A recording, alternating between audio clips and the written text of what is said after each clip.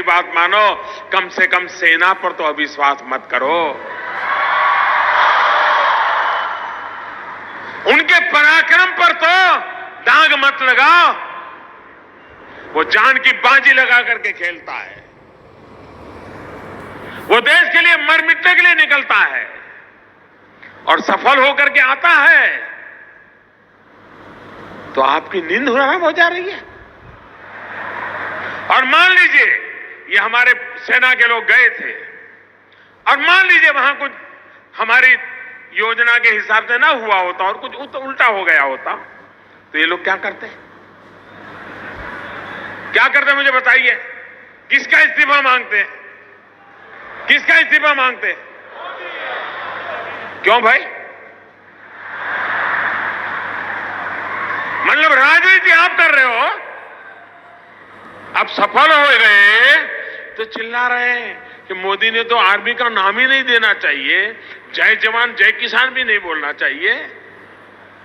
क्या देश की सेना के जवानों का गौरव करना चाहिए कि नहीं करना चाहिए? उनका सम्मान करना चाहिए कि नहीं करना चाहिए? लेकिन इनके पेट में दर्द हो रहा है।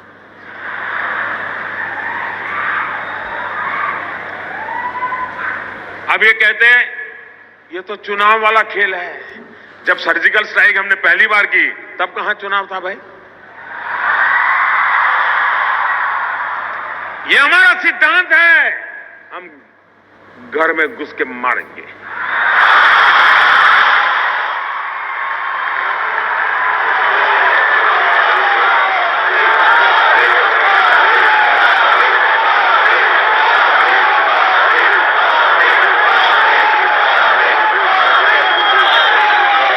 कोई देश ऐसी असहाय अवस्था में नहीं रह सकता है।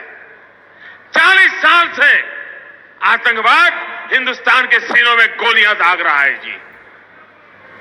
भारत मां की सीने में गोलियां दागी जा रही है, बम धमाके किए जा रहे हैं, निर्दोषों को मारा जा रहा है। लेकिन वोट बैंक की राजनीति में डूबे हुए लोग कदम उठाने से डरते हैं। मुझे सत्ता की कुर्सी की परवाह नहीं है। मोदी कहता है कि मैंने इतने घर बनाए, उस पर विवाद करो ना। मोदी झूठ बोल रहा है, सच बोल रहा है, सही कह रहा है, नहीं करो ना विवाद। नहीं कर रहे, सेना को लेकर के करते हैं विवाद। मैं कहता हूं मेट्रो रेल लाया, आपको कहना होगा कि चलो नहीं लाया, मोदी झूठ बोल रहा है। करो विवाद, कौन मना करता है भाई? मैं कहता हूं मेडी सिटी बनाया, आप देश के वीर जवानों को क्यों बदनाम करते हो? उनका मनोबल क्यों तोड़ते हो? और इसलिए भाइयों बहनों, मैंने प्रारंभ कहा था, मैं ऐसी धरती पर आया हूं जहां मैंने उस दिन लोगों को लाशें देखी है जी, घायल हुए डॉक्टरों को देखा है, खून से लथपथ नर्सों को देखा है।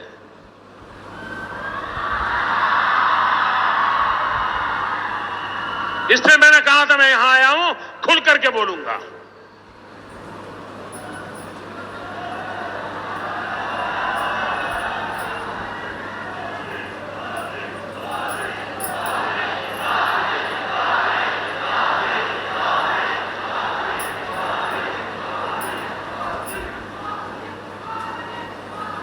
दोस्तों, जिस प्रकार से हम देश की सुरक्षा के लिए प्रतिबद्ध हैं और यह लड़ाई हमने छेड़ी है जी, या मान के चलिए हम देश हित में जो भी आवश्यकता होगा उसको करना हमारी प्राथमिकता रहेगी। मैं देश को विश्वास दिलाना चाहता हूं।